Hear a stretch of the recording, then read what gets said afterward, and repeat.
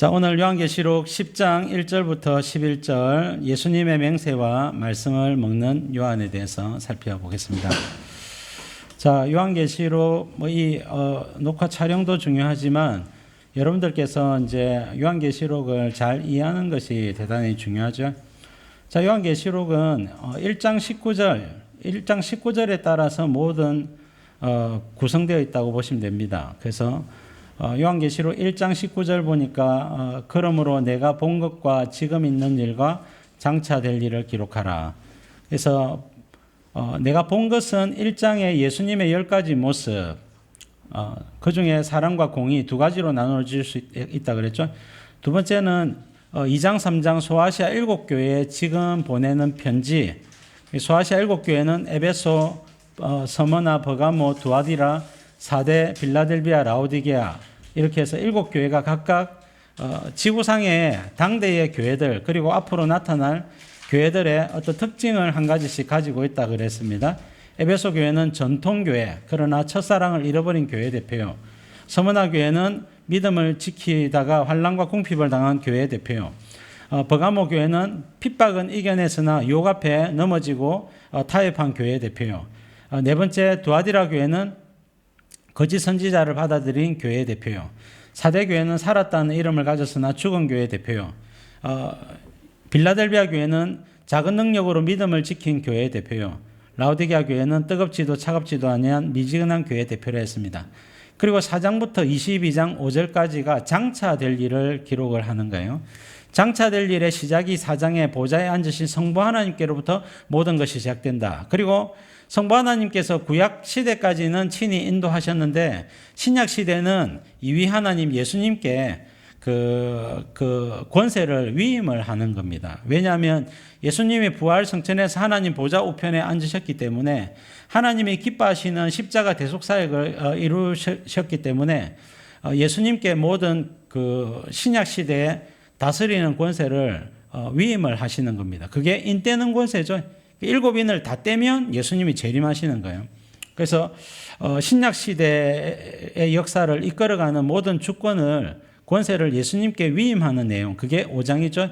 그래서 하나님의 오른손에 있는 7인이 박혀져 있는 두루마리 책을 예수님께 넘겨주시죠.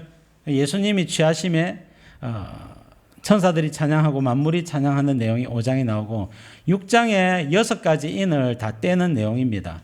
그래서 첫 번째 인이 흰말 시대죠.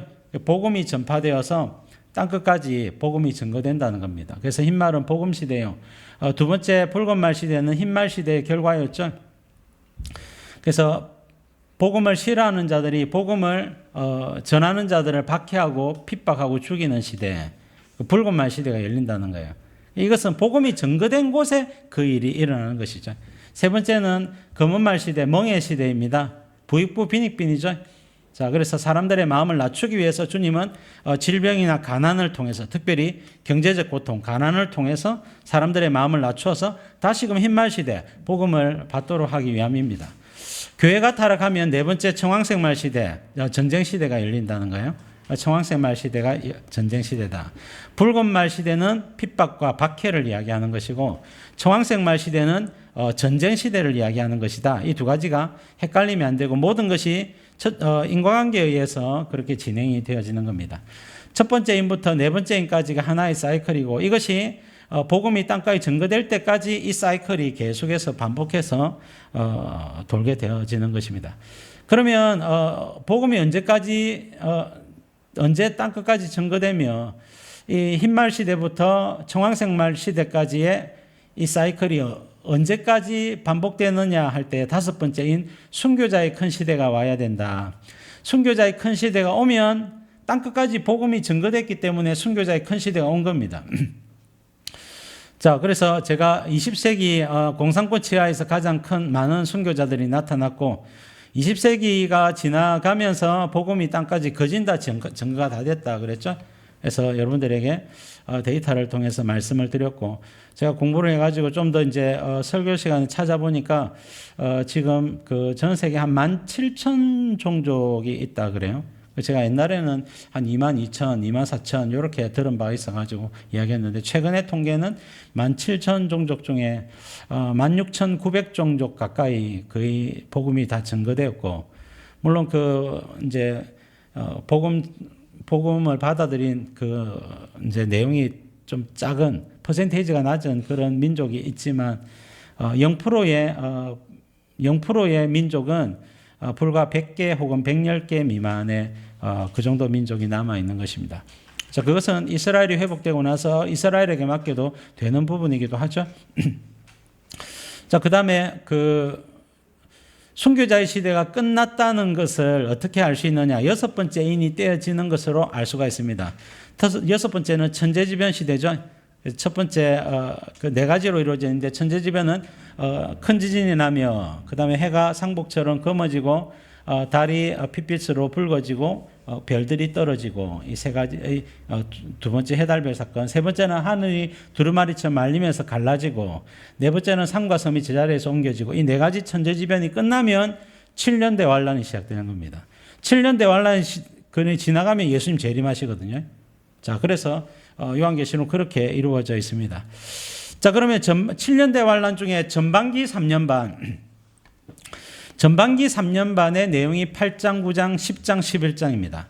자, 8장, 9장은 6 나팔 재앙으로서 예수님께서 세상 나라를 심판하시는 내용이에요. 전 지구적으로 6가지 나팔 재앙이 쏟아진다. 첫 번째는 피 섞인 우박과 불이 내려서 곡식과 나무와 푸른 풀을 3분의 1 불사르고, 두 번째는 화산 같은 것이 불붙은 산이 바다에 던져져서 바다 생물 3분의 1을 죽게 만들고 배들의 3분의 1을 깨뜨리고, 세 번째는 불붙은 별이 떨어져 가지고, 자, 유성이 떨어져서 강들과 물샘들을 오염시키고, 네 번째는 해달별의 3분의 1이 빛을 잃고, 다섯 번째는 귀신들이 무저갱에서 나와서 성령으로 인침을 받지 아니한 사람들을 5달 동안 괴롭히고, 여섯 번째 유브라데 전쟁이 일어나고 인구의 3분의 1이 죽임을 당한다. 9장에서 그렇게 배웠습니다.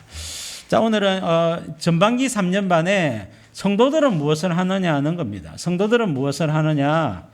자, 요한계시록 10장하고 11장이 그것을 이야기하거든요. 자, 전반기 3년 반에 성도들은 무엇을 하느냐? 성도들은 10장에서 말씀을 먹고 11장에 복음을 전가하는 두 증인의 사명을 산다. 그렇게 말씀을 하고 있는 거예요.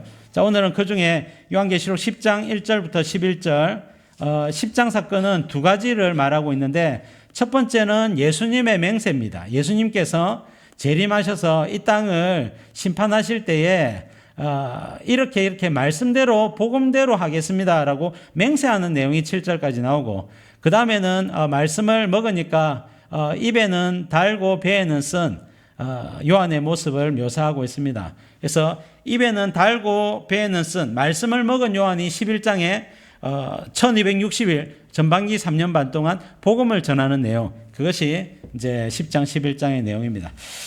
자, 그래서 8장 9장은 나팔 재앙으로서 전반기 3년 반 동안 예수님이 세상에 내리시는 6가지 재앙을 이야기하는 것이고, 10장 11장은 입달베스, 자, 두 증인이 되기 위해서는 반드시 말씀을 먹으면 입에는 달고 배에는 쓰다 그랬죠. 자, 입달베스에 이것을 경험한 자들이 두 증인의 사명을 살아갈 수가 있는 것입니다.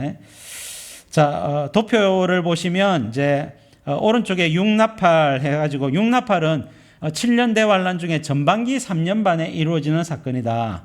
그때 예수님은 뭘 하느냐 할 때, 예수님은 6가지 나팔 재앙으로서 세상 나라를 치신다. 온 세상을 재앙으로 치신다라고 말하고 있고, 그때 성도들은 뭘 하느냐? 두 증인의 사명을 산다. 10장 11장에 이야기를 하는 겁니다. 그러면 사단을 뭘 하느냐? 사단은 아무것도 할 게 없어요. 전반기 3년 반 동안 사단은 사단의 시대가 아닙니다. 사단이 두 증인의 시대고, 두 증인이 복음을 증가하는 데마다 사단은 물러나고 지 나라를 빼앗기기 때문에 사단은 전반기 3년 반 동안 자기 나라를 방어하다가 할 수 없어서 계속 물러나는 것밖에 안 돼요. 기껏 할 수 있는 것은 후반기 3년 반에 온 세상을 장악하여 다스릴 수 있기 때문에 그때 필요한 적그리스도를 준비시키는 일, 이것만 하고 있는 것입니다. 자, 그래서 요한계시록은 행위 주체가 누구냐? 8장 9장에서는 예수님이 재앙을 내리고 10장 11장에서는 성도들이 복음을 전가하고 말씀을 먹고 복음을 전가하고 그 다음에 12장부터 14장까지는 사탄이 적그리스도 시대 후반기 3년 반 동안 성도들을 죽이거나 배교시킨다. 그렇게 말씀을 하고 있는 거예요. 그래서 여러분 요한계시록 그 8장부터 16장까지가 7년 대환란을 이야기하는 것입니다. 그래서 계시록은 대부분 다 7년 대환란의 이야기예요. 복음이 땅가에 증거된다. 그건 요한계시록 6장의 내용밖에 없습니다. 자, 그래서 장차 될 일을 우리가 요한계시록이 함축적으로 담고 있고 그것이 핵심적인 내용이고 그 핵심적인 내용이 언제 7년 대환란이 오느냐. 그때 전반기 3년 반에는 성도들이 복음을 전하겠지만 후반기 3년 반에는 적그리스도가 나타나서 세상에 성도들을 죽이거나 배교시키기 때문에 이 시대를 조심해라. 이렇게 말씀을 하는 겁니다. 요한계시록을 알면 적그리스도 시대를 준비할 수가 있고 요한계시록을 모르면 적그리스도 시대를 준비하지 못하기 때문에 배교하기가 쉽다. 그래서 물론 여러분 성도들 중에 믿음이 좋으신 분들이 있죠. 한 교회 각 교회들을 보면 5% 10%는 믿음이 좋잖아요. 그런 분들은요. 순교할지라도 목에 칼이 들어와도 예수님을 부인하지 않습니다. 그러나 그 외에 90% 성도들은 어떻게 되겠습니까? 그들은 다 배교할 수밖에 없는 거예요. 우리가 일제 강점기 때 신사 참배 사건을 통하여 우리 한국 교회는 여실히 경험을 했습니다. 심지어는 90%가 배교했을까요? 더 많이 배교했어요. 훨씬 많이 배교했습니다. 왜? 초등학교에 딱 모여가지고 학생들한테 국기에 대한 경례가 아니라 여러분 이 일왕 천왕에 대해서 경배 이러면 전부 다 경배하고 신사참배 다 하는 겁니다. 그러니까 부모들도 다 하고요. 목사들도 다 하고 다 합니다. 그런 시대가 오는 거예요. 그래서 여러분 우리는 7년대 환란의 후반기 3년 반을 특별히 조심해야 되고 이것을 가르치기 위해서 요한계시록이 기록되었다 해도 과언이 아닙니다. 그래서 요한계시록을 아느냐 모르느냐 7년대 환란의 후반기 3년 반을 어떻게 준비할 것이냐는 우리에게 가장 중요한 문제다라고 요한계시록이 말씀을 하고 있는 것입니다. 자, 오늘 10장 말씀 살펴보도록 하겠습니다. 자, 1절 말씀. 내가 또 보니 힘센 다른 천사가 구름을 입고 하늘에서 내려오는데 그 머리 위에 무지개가 있고 그 얼굴은 해 같고 그 발은 불기둥 같으며. 자, 말씀하고 있는데 힘센 다른 천사에 대해서 자 10장에서 9가지로 수식어가 붙어 있습니다. 자, 일반 천사면요 이렇게 수식어가 붙을 필요가 없어요. 성경에서 천사에 대해서 이러쿵 저러쿵 9가지로 수식어를 붙이는 데가 없습니다. 그러면 여기에 나와 있는 천사가 과연 진짜 천사냐? 천사가 아니라 이 힘센 다른 천사는 예수님을 이야기하는 거예요. 그러면 왜 힘센 다른 천사를 천사로 성경은 번역을 했습니까? 번역자가 오해를 한 것입니다. 자, 천사라고 하는 말은 헬라어로서 앙겔로스. 제가 1장에서도 천사를 이 앙겔로스를 번역을 할 때 수식어를 잘 보셔야 됩니다. 이렇게 말씀을 드렸었죠. 자, 앙겔로스는 히브리어로는 말라기 할 때 말라크입니다. 말라크. 번역하면 사자. 영어로는 엔젤이죠. 엔젤 하면 천사 아닙니까? 그러나 본래 앙겔로스는 사자를 이야기하는 겁니다. 누군가가 이 사자 대리인을 전령을 파수행했다는 겁니다. 사자.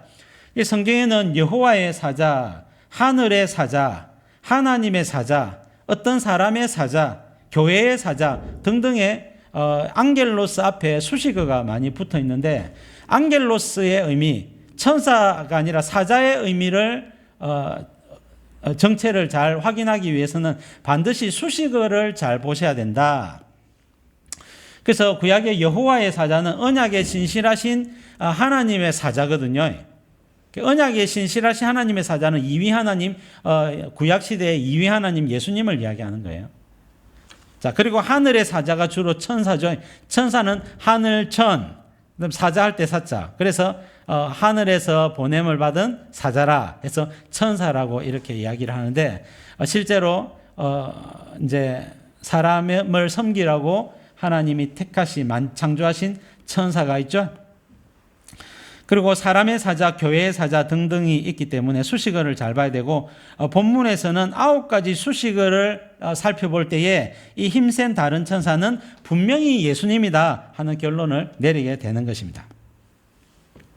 자, 첫 번째 수식어가 구름을 입고 그랬는데, 성경에서 구름을 입은 천사들이 거의 없어요. 천사가 구름과 함께 영광을 가진 천사들이 없습니다. 자, 오히려 이 구름은 하나님께 해당하는 영광입니다. 자, 출애굽기 14장 19절 하나님의 사자가 그들의 뒤로 옮겨가매 구름 기둥도 앞에서 그 뒤로 옮겨. 광야 40년 길 행하면서 구름 기둥과 불 기둥 이 이스라엘 진을 이끌었고 그들과 함께 했죠. 이 구름은 이위 하나님을 이야기하는 것입니다. 그래서 이위 하나님 여호와께서 구름 가운데 이스라엘 백성들과 함께 있는 것입니다. 그래서 우리가 출애굽기를 읽을 때 또 시내산에서 나타나신 하나님을 성부 하나님으로 생각하는 경향이 있는데 그렇지 않고 이위 하나님을 이야기하는 것입니다. 여러분, 이위 하나님은 자, 형상을 가지고 오신 분은 이위 하나님이다. 그렇게 보시면 되겠습니다.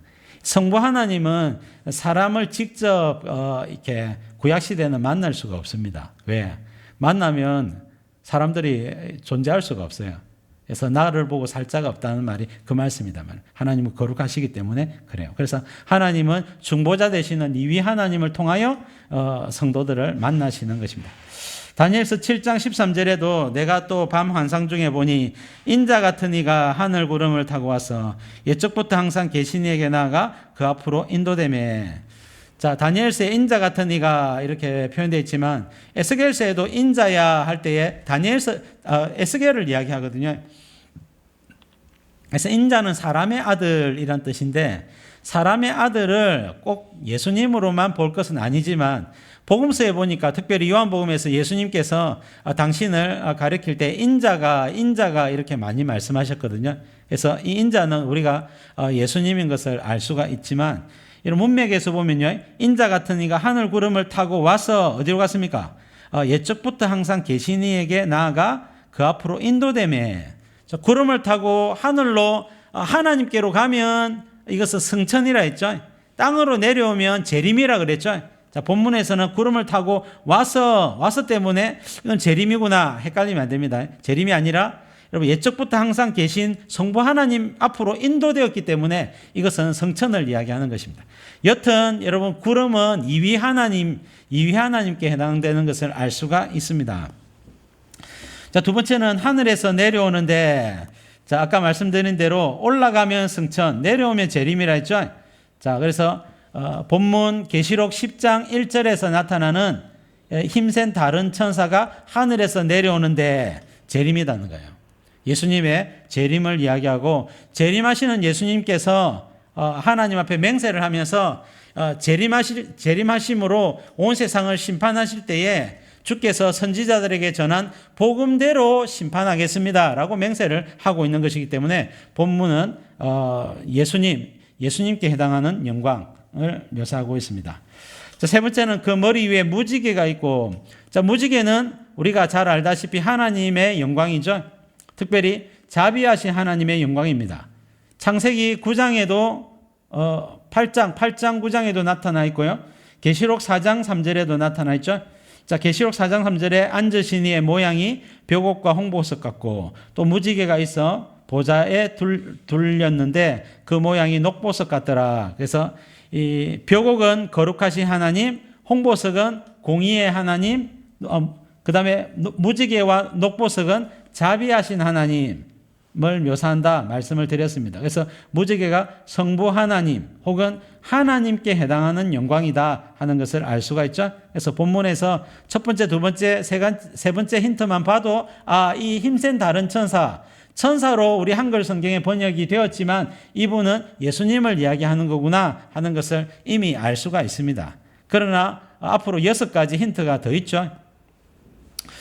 자, 네 번째 힌트가 그 얼굴은 해같고, 자, 계시록 1장 16절 해석을 하면서 자, 예수님이 그 얼굴은 해가 힘있게 비치는 것 같더라 라고 했고, 이것은 승리자 예수님을 가리킵니다 말씀을 드렸었습니다. 그래서 그 얼굴이 해 같다는 말은 승리자 예수님을 상징하는 거예요.